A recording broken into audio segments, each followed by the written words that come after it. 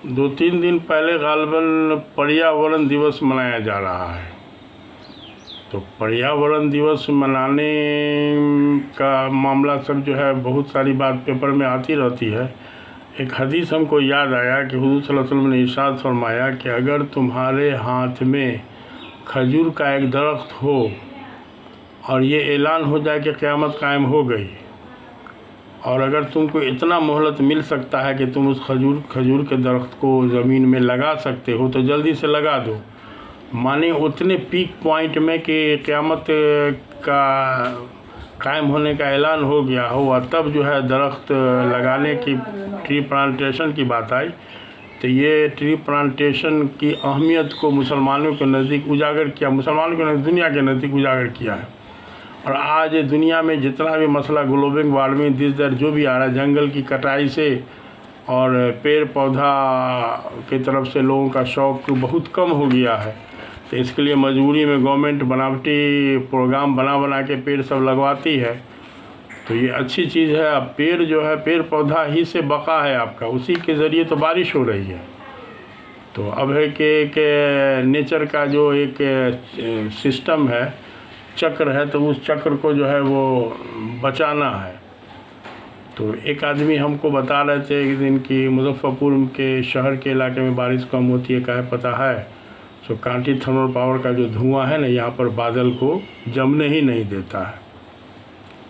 तो ये बात लगा भी हमको, कहा कि अक्सर बादल बूंदी में अगल बगल में खूब वर्षा हो जाता है, मुजफ्फरपुर शहर में कम होती है।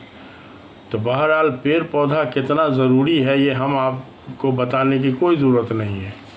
अब इसमें एक चीज़ बहुत अच्छी चीज़ है कि इस मामले में हम अब कुछ बनावटी शो वाली चीज़ सब, जैसे डाउन और शो दिस दैट, ये सब जो है, और हमारे दिल में बात आती है कि पेड़ पौधा लगाइए ना, उससे आपका लस्ट बनेगा कब? जब उसका फलदार पेड़ होगा ना, तो उसके फल से आपका लस्ट अपने आप बनेगा।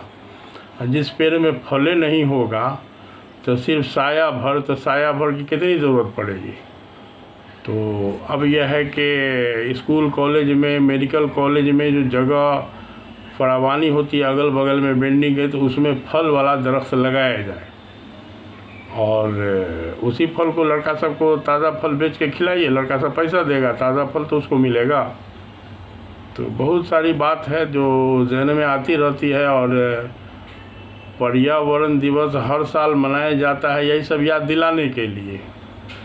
तो अब है कि सिर्फ ज़ुबानी जमा खर्च से काम नहीं चलेगा।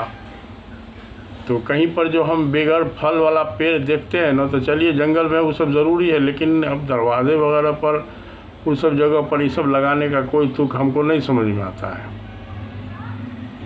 तो अब जैसे नीम का पेड़ है, तो नीम का पेड़ बहुत बेनिफिशियल इस सेंस में है कि उसके डंठल का खिलाल, उससे अच्छा खिलाल शायद कोई हो ही नहीं सकता है।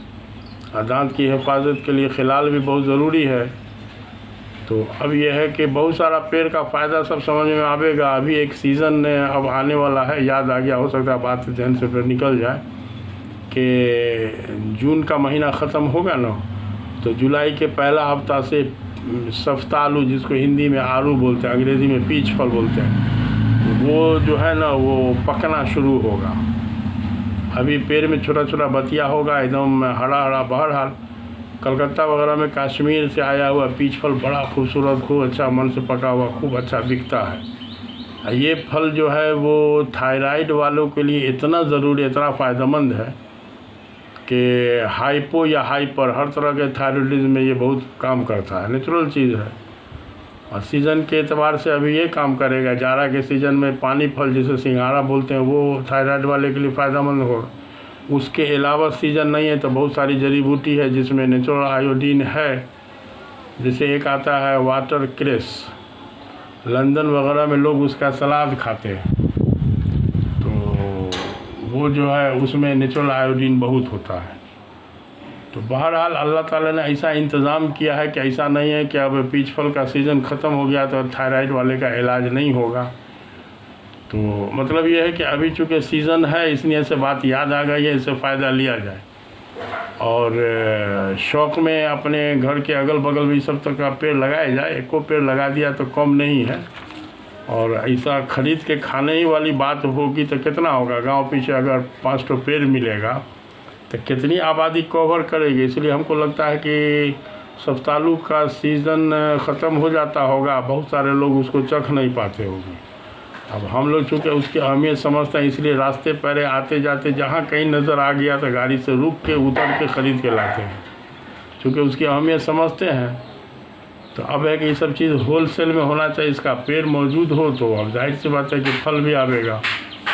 तो अब जैसे अभी हमको लगता है कि मलबेरी बोलते हैं जिसको, शहतूत का सीज़न होगा वो, और शहतूत बहुत फ़ायदेमंद चीज़ है। बैगनी कलर का भी होता है, लेकिन अभी हाइब्रिड निकाल के उजला कलर वाला भी था हमारे पास।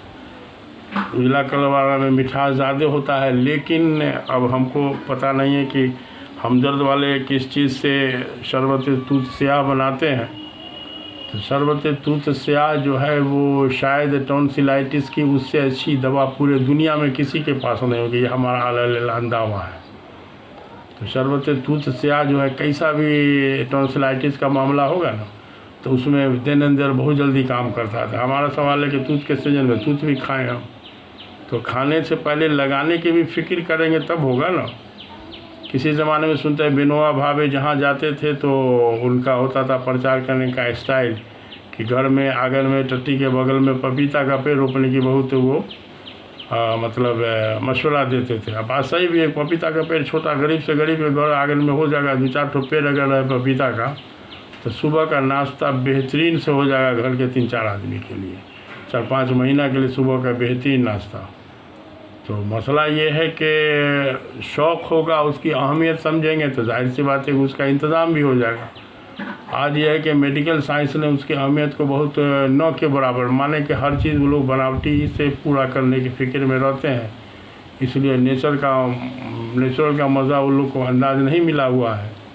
इसीलिए हम अक्सर बोलते हैं कि जितने भी पैथी के डॉक्टर हैं उनको नेचुरोपैथी वाला तजुर्बा होना ज़रूरी है, बल्कि उस नेचुरोपैथी का डाइटिंग वाला चैप्टर उनको बाज़ाब्ते पढ़ना चाहिए, ताकि वो समझेंगे कि नेचर से कहाँ तक मरीज़ को हम ज़्यादा से ज़्यादा फ़ायदा पहुंचा सकते हैं।